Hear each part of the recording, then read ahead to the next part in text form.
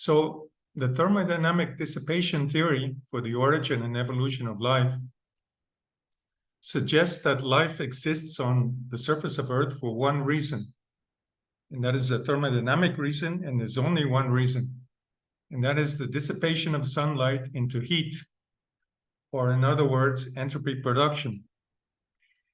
And it does this through the dissipative structuring of pigments. For example, today, chlorophyll in the leaves of plants, but also many other pigments in the visible. And at the origin of life, the dissipative structuring was UVC pigments with UVC light.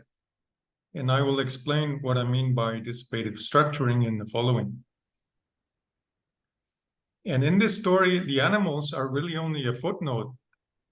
They are the catalyzers or the catalysts which spread the nutrients in the seeds for the plants and cyanobacteria, which do the major part of the dissipation of the sunlight.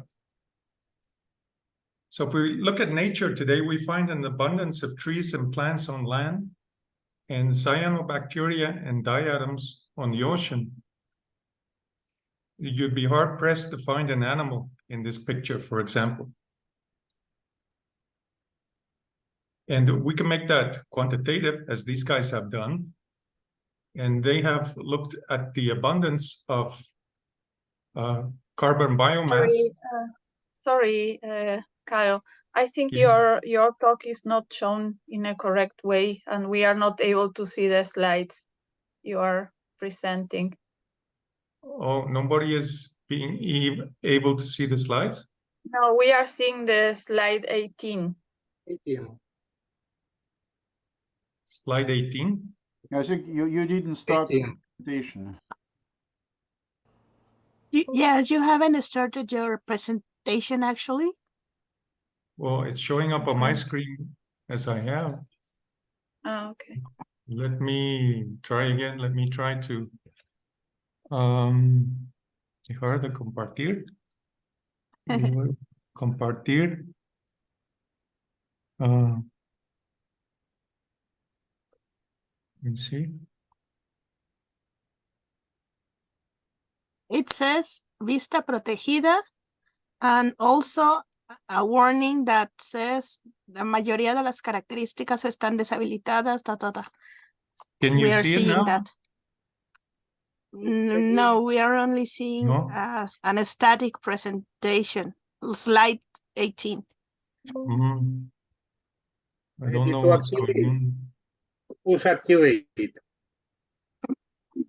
You have perhaps you have to press in the warning where it says activar. Yeah. Otherwise, you couldn't show your slides properly. Okay. This is the warning at the top, vista protegida. Okay. Perhaps you have to Habilitar. habilitar, and the other in the warning, activar. Okay, can you see anything now? Anything different? No, it's again. We are moving towards the beginning, apparently. Okay. Okay, Yeah. sorry for Great. Okay, so starting again. Don't worry. Thermodynamic dissipation theory for the origin and evolution of life suggests that there's only one reason for the existence of life on the surface of Earth, and that is for the dissipation of sunlight into heat, or in other words, entropy production.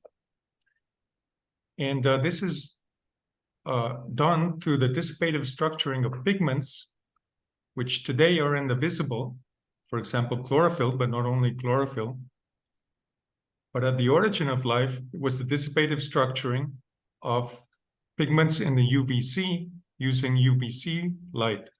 So I will explain later in the talk what I mean by dissipative structuring. But the UVC pigments will be associated with the fundamental molecules of life, those which are in the three domains of life. And animals in this story are really only a footnote. They are catalysts which spread nutrients and spread seeds for the plants and cyanobacteria, which are doing the dissipation. So if we look at nature, we find an abundance of trees and plants on land and cyanobacteria and diatoms on the ocean. And you'd be hard-pressed to find an animal in this picture. Now, there are calculations or estimates of the amount of carbon biomass of plants and cyanobacteria. And they make up about 95% of the total carbon biomass on the surface of Earth. For example, plants make up about 450 gigatons. Each one of these square green blocks represents 1 gigaton. And animals only make up about 2 gigatons, which are the gray blocks at the bottom of the picture. Bacteria and protists and archaea make up about 70 gigatons. So basically, plants and cyanobacteria are making up the greatest portion of the carbon biomass on the surface of Earth. So what are these plants and cyanobacteria doing? Well, they are absorbing free energy from the sunlight. And if you look at the absorption spectrum of a typical leaf, this is actually a graph of 4 different leaves, from the very interesting book by Gates called Biophysical Ecology, which I highly recommend. We see that the absorption of the leaves is very strong. It's over 85% all the way in this graph to about 300 nanometers here at the top. But in fact, if you extend this to shorter wavelengths, you'll find that the absorption continues very strongly until about at least 200 nanometers. So we get absorption over the full spectrum and a little dip in the green at about 550 nanometers. And then we get a very strong drop off at the red in about 700 nanometers. Then we get little absorption, and then again we start absorbing again at infrared wavelengths, and that's basically due to the water which are in the leaves. So you might ask, well, what is the plant or the cyanobacteria doing with so much free energy? And you might, the first answer would be it's photosynthesis, obviously. But in fact, photosynthesis only accounts for about 1% of the use of the free energy, which is being absorbed by the plants or the cyanobacteria. The rest is dissipated into heat, about 99%. Or in other words, it's called non-photosynthetic quenching and other inefficiencies in the photosynthetic system. So this absorption is taking place due to many different pigments, not only the ones listed here, but many others which are found in leaves.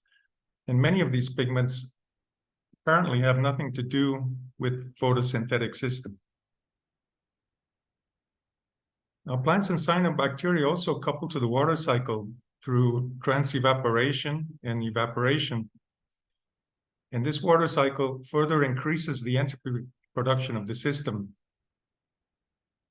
by taking the infrared light or the heat from the surface of the leaf or the surface of the water body and emitting it out into space at the temperature of the cloud tops.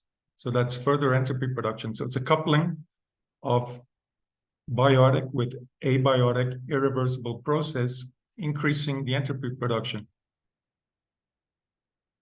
So photons plus photons plus pigments, which are in life and in water, gives dissipation. So this is life's thermodynamic function, dissipate photons from the visible and ultraviolet into the infrared. And that is happening in plants on land and also cyanobacteria in the oceans. Now we can look at a more global picture of this. The Earth is receiving a beam of light from the sun, part of which is being scattered, which is the albedo of life, but about 70% is absorbed in the atmosphere and on the surface. And this light absorbed is being turned into long-wave radiation or infrared light. So basically what life is doing is shifting the spectrum here from ultraviolet and the visible into the infrared. And it's doing that not only by absorbing and dissipating in the leaves and in the bodies of the cyanobacteria, but also by coupling to these different abiotic processes, such as the water cycle. Now, if we want to calculate the entropy production of the biosphere, for example, we just have to determine the entropy of the outgoing beam of the infrared light and subtract the entropy of the incoming beam. And that gives us the entropy production for Earth or for the biosphere in total. And we can compare that with the entropy production of Earth's neighboring planets, Venus and Mars, and we find out that per unit area and normalized for the intensity of light, for the distance to different planets, we find that the Earth is producing about twice as much entropy as either of its neighbors. And that is attributable in the first instance to life, and the coupling of life to different abiotic irreversible processes. So, well, what about at the origin of life?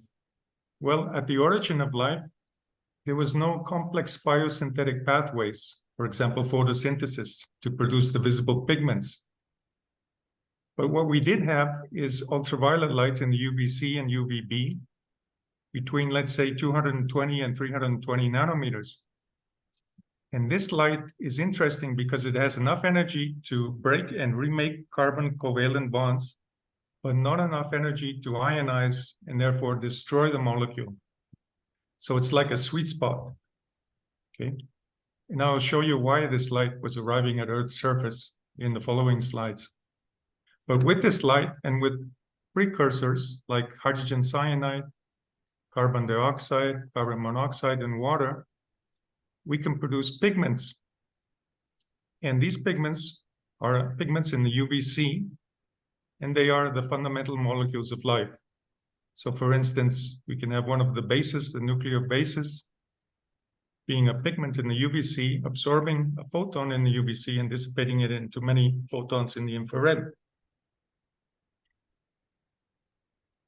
Now, at the origin of life, as I mentioned, we didn't have these complex biosynthetic pathways. So we could not shift the visible spectrum towards the infrared, at least not with life. But we did have a peak in the UVC, which I will show you in a moment, which can be dissipated into infrared by these UVC pigments, which are dissipatively structured by this light. So the thermodynamic function of early life was to convert UVC light into heat. And this is what I call the thermodynamic dissipation theory for the origin of life. And it consists of three parts: dissipative structuring of the pigments, UVC pigments, proliferation of these pigments, and the evolution of these pigments into more complex systems. And in each case, in each of these elements of the dissipative structuring, the dissipation increases. So what exactly did the solar spectrum at the surface of Earth look like as a function of time from the beginning of life on Earth, which was about 3.85 or 3.9 thousand million years ago, which is this black line?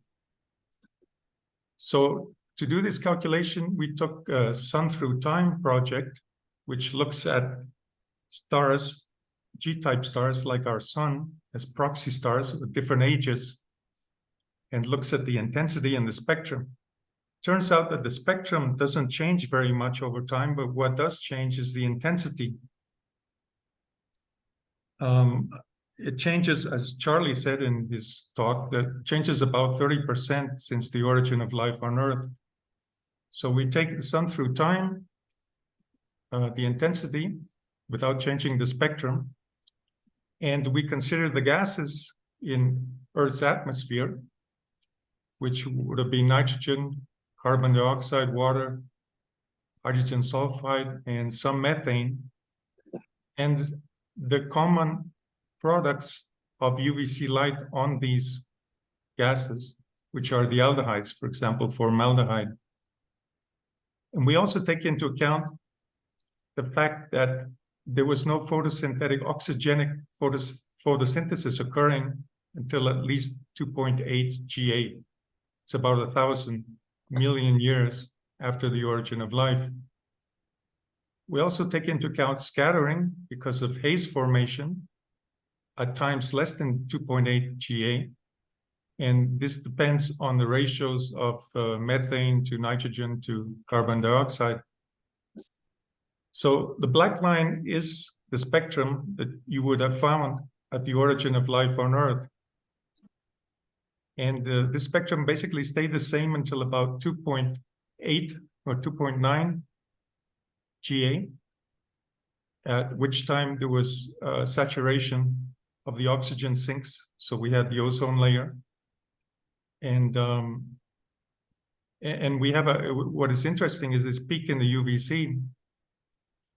Now, this peak in the UVC comes about because we have absorption of hydrogen sulfide and carbon dioxide at these shorter wavelengths, and absorption of aldehydes in the atmosphere at these wavelengths, these UVB wavelengths, between about 285 and 310 nanometers.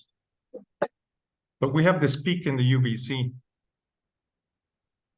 Now, it turns out that if you plot the wavelength of maximum absorption of the fundamental molecules of life, they coincide with this window in the UVC. For example, the nucleic acids, the amino acids, fatty acids, sugars, vitamins, coenzymes, and cofactors, their wavelength of maximum absorption corresponds very nicely to this peak in the UVC that one would have expected given the best guesses for the gases of the early atmosphere. So the question is, are the fundamental molecules, these molecules which I've plotted here, are they really, or were they initially pigments in the UVC, pigments for dissipation? So if this was the case, we could call this the pigment world. And the following question is, could these structures, these pigments, be dissipative structures? And as I mentioned, in this range of wavelengths, we have the energy which is sufficient for remaking, breaking and reforming carbon covalent bonds, including double carbon covalent bonds, but not enough energy for ionization or destruction of the molecule. So it's a sweet spot for dissipative structuring. So let me describe dissipative structuring. There are two classes of structures in nature. One are equilibrium structures, which come about through the minimization of the Gibbs potential. For example, the crystalline structures or the solar system. There are also non-equilibrium structures, which come about through the optimization of dissipation. For example, hurricanes, which are dissipating the temperature gradient between the hot ocean surface and the cold upper atmosphere. Bernard cells, or convection cells, which are also dissipating a temperature gradient. And we have the Belousov-Zhabotinsky reactor system, which is dissipating chemical potential. Now, in these two cases, the hurricane and the Bernard cells, we get spontaneous structuring of these convection cells for the hurricane. And so we get breaking of symmetry in space. In the Belousov-Zhabotinsky reactor system, we get not only symmetry breaking in space, but also in time. These figures actually change in time. And there are some YouTube videos if you want to have a look at that. It almost looks like a system which is alive. So this is dissipative structuring, but these are really macroscopic dissipative structures. Now, the conjecture today is that the fundamental molecules of life are also dissipative structures, but microscopic dissipative structures.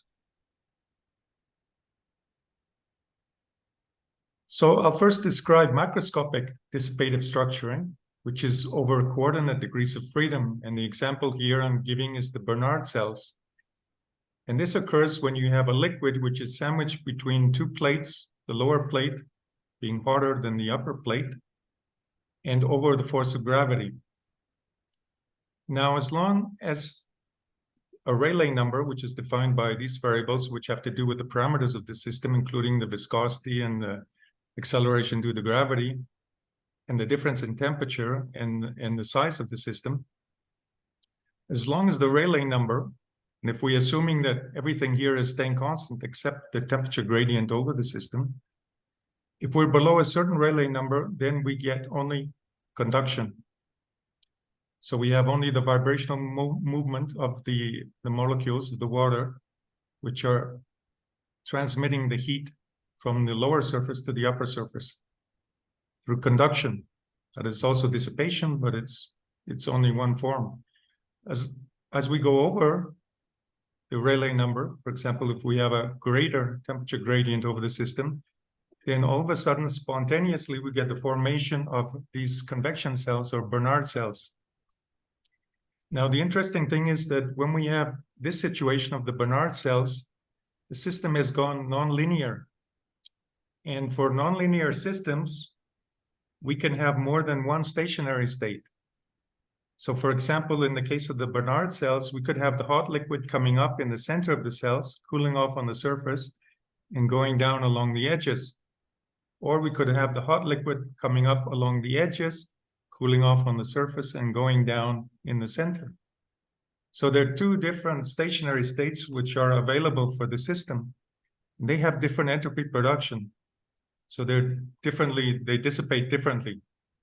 The one with the hot liquid coming up in the center is dissipating more than the hot liquid coming up on the edges. So this is a diagram of the entropy production as a function of some parameter. In this case, it would be temperature gradient for the Bernard cells. So at some particular value of this temperature gradient, we get all of a sudden two different stationary states available. And which stationary state nature takes usually depends on the entropy production. It's stochastic because it's due to fluctuations at the point. This is called the critical point.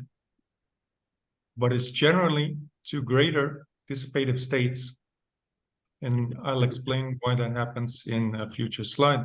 But the entropy production is just the flow, which is the heat flow, times the force, which is minus the gradient of 1 over the temperature. Okay. So in nonlinear situations, we can get more than one stationary state available to the system, and the system can evolve over the different stationary states due to fluctuations near to critical points. So the fundamental molecules then, I missed a slide here. Okay, so that was what I gave you in the previous slide was macroscopic dissipative structuring. What I'm going to give you in this slide is microscopic dissipative structuring. And this is over molecular degrees of freedom. And they are induced by UVC light in this particular range from about 220 to 320 nanometers. And this could include isomerizations, tautomerizations, rotations around double bonds, charge transfer, substitutions, whatever molecular reconfiguration. And the example I'm going to give is the production of adenine from hydrogen cyanide in water under UVC light. And this, in fact, was an experiment done by Ferris and Orgel in 1966. And later, Boulanger, using time-dependent density functional theory, determined the excited state potential energy surface of the system. And I have associated this with dissipative structuring in 2017 in this article. So I will explain what I mean by microscopic dissipative structuring for this case of the production of adenine from actually 5 molecules of hydrogen cyanide. So we started with 4 molecules of hydrogen cyanide, and the tetramer, which is the greatest bound, strongest bound system, is what's known as cis-DAM. And so this is just a chemical or a thermal reaction which occurs naturally. Now, this system absorbs photons with a peak at about 298 nanometers. So here I'm signifying this molecule as number 2. And if you look on this graph as of the UVC light, remember this is the UVC light arriving at Earth's surface during the origin of life. There was very little light. It was not zero, but there was very little light. But with this light, we can have a rotation around the double bond here, absorbing a UVC photon at 298 nanometers, allows us to have a rotation around the double bond. And that is rather a high energy barrier that we go over, but we can do that because we absorb the energy from the photon. So we can go uphill in energy, or we can go downhill in entropy, which really means structuring. Now, TransDAM also absorbs at 333 nanometers. So that is 3 here. This is a little bit more light here. And that causes a proton transfer from this hydrogen here to here. And this AIAC, which is number 4, absorbs at 275 nanometers, which is here in the spectrum. So a little bit more light. And that causes a ring formation. And then we have 2 chemical reactions, thermal reactions, which produce AICN, which absorbs at 250 nanometers. So this is 7 here on this graph. And then finally, we get adenine, which has a very large molar absorption coefficient, which is almost as large as chlorophyll in the visible, but this is in the UVC at 260 nanometers.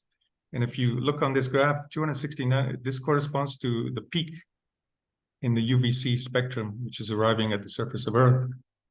And the interesting thing is that adenine has what's known as a conical intersection. And this conical intersection is described here in this schematic diagram. This is a function of coordinates in 2-dimensional schematic diagram. And this is the ground state in blue, electronic potential energy surface, and this is the first excited electronic state. Now, when you superimpose the vibrational states on these electronic excited state, what happens is that you get a deformation of the molecule when it's excited by a photon. And that means that the vibrational states superimposed on the first excited state are degenerate in energy with the vibrational states superimposed on the electronic ground state. So the energy of the excited state can go very rapidly to the ground state through vibrational motion, through vibrational dissipation. And it does that in the order of 10 to the minus 12 seconds, so in less than a picosecond. And this is not only for adenine, it's in fact for all of the bases, all the nuclear bases have this conical intersection, and all of them absorb very strongly within this UVC spectrum. So the fundamental molecules then are dissipative, excellent dissipative structures. They absorb a photon in the UVC and they convert it into about 30 photons in the infrared. And they do that in 10 to the minus 12 seconds, so they're ready for another photon. And that is microscopic. This is dissipative structure, microscopic. And that's very similar to what a hurricane is doing. Hurricane is absorbing infrared light from the ocean surface and dissipating it to even farther, infrared light even farther towards the infrared. So I've given an example of dissipative structuring. Now what I'd like to do is to give the example of dissipative proliferation. And for this, I will take DNA. Okay, so this has to be enzymless replication of DNA because enzymes didn't exist. Those complex enzymes, which are like 20 or 30, which are needed to replicate DNA today, didn't exist, of course, at that time. So this has to be enzymless replication. And we will see that it's based on ultraviolet and temperature. So I call it UV and temperature assisted replication, or UV-TAR. So I didn't actually mention, but the ocean surfaces at the origin of life were very warm, about 85 degrees centigrade. And they know that from oxygen isotopes of the sediments, which have been found from rocks which are still in existence, which haven't been metamorphosized. So we had ocean temperatures which were hot. And let's say that I only gave you the case of dissipative structuring of adenine, but we've also done it for guanine and also for the fatty acids. And we hope to do it for the other molecules, fundamental molecules soon. But let's assume that we can produce all of these fundamental molecules to dissipative structuring, like in the case of adenine. Then we would get single strands DNA at high temperatures. But as the temperature cooled, as it was doing during the Archean, then single strands would come together, or parts of single strands would come together, and they would form double strands. And normally they wouldn't be able to denature and replicate.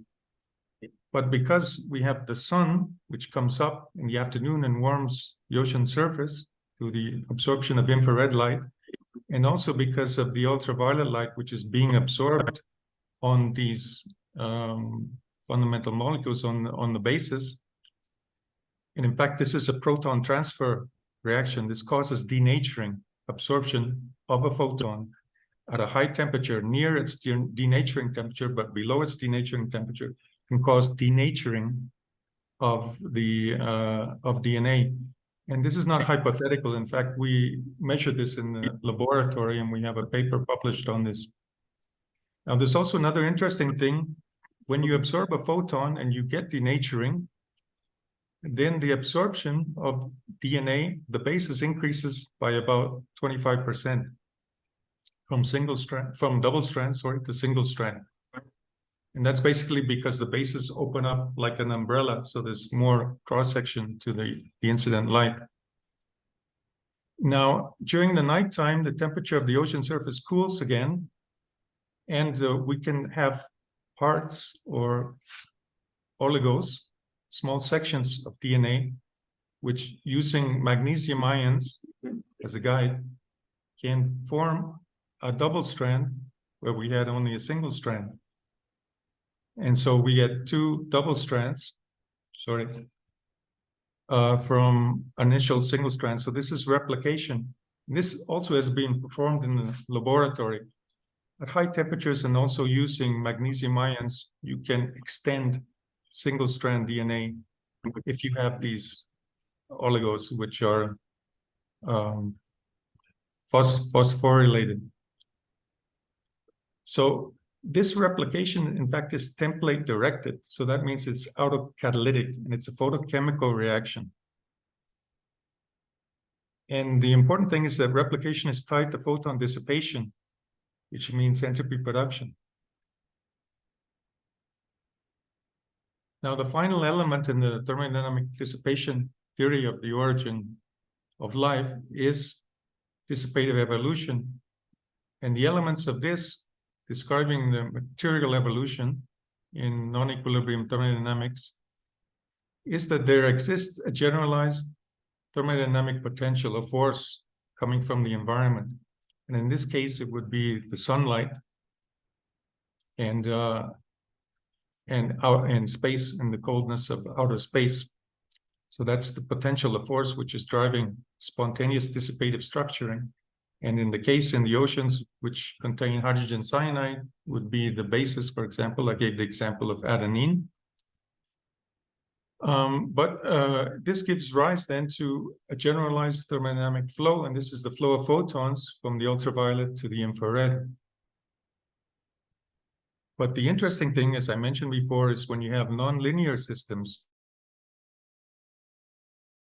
So when you have something like autocatalytic systems, which occur frequently in life, then we can have multiple stationary states. And I gave the example of the Bernard cells, where you have the hot liquid coming up in the center, or you could have the hot liquid coming up around the edges. So these stationary states correspond to dissipative structures. And depending on the living system hierarchy, for example, for molecules, we could have the concentration. So I have a graph here of the entropy production as a function of two variables, x and y. And these x and y for molecules could be the concentrations of the fundamental molecules. And these peaks here correspond to stationary states. And the system can evolve from one stationary state to another. That means changing the concentrations of these molecules, these intermittent molecules, or the final nuclear bases through stochastic fluctuations. But usually, the system which has the highest entropy production has also the greatest basin of attraction in this multidimensional phase space. So statistical fluctuations, which could be arbitrary or random, are more likely to go towards stationary states which have a greater entropy production, or they're a bigger mountain, if you like. They have a greater basin of attraction. This is the case for molecules, but you could also do the same for ecosystems at different hierarchy. So for example, X and Y in the case of ecosystems could be the populations of the species, or for the biosphere, for example, they would be the populations of the species types, whether they were archaea, bacteria, eukaryote, for example. So evolution then is the perturbation of fluctuation, which is statistical, causing the system to leave local attraction basins of one stationary state and evolve towards that of another, particularly near a critical point, which corresponds to the borders of the basins of the stationary states. So in conclusion, life's function then is to convert sunlight into heat, which is dissipation. And it does this through dissipative structuring, using photons at the origin of life in the UVC range, giving rise to the fundamental molecules of life. But today, using complex biosynthetic pathways, using visible light, which in fact has higher intensity, producing pigments like chlorophyll and carotenoids and the other pigments which we find in leaves today. And I mentioned dissipative proliferation in this process, UV-TAR, which is the replication of DNA without enzymes, based on dissipation also. And those systems which are greater dissipative systems, that is, absorb more photons and convert them into infrared light, are more likely to denature. So they're more likely to reproduce. So that's how dissipation is related to replication. And I've also explained the dissipative evolution for nonlinear systems in which you could have more than one stationary state, and the system through fluctuations, external or internal, causes the system to move towards, generally, not always, but towards greater entropy production or greater dissipation of photons. So in this case, it could be from 1 to 2 to 3, but it could be from 1 to 3 and then back to 2. Not necessarily goes in always in the order of increasing dissipation. So I hope I have described the non-equilibrium thermodynamics of the origin and evolution of life. And thank you very much for your attention, and any questions would be greatly appreciated.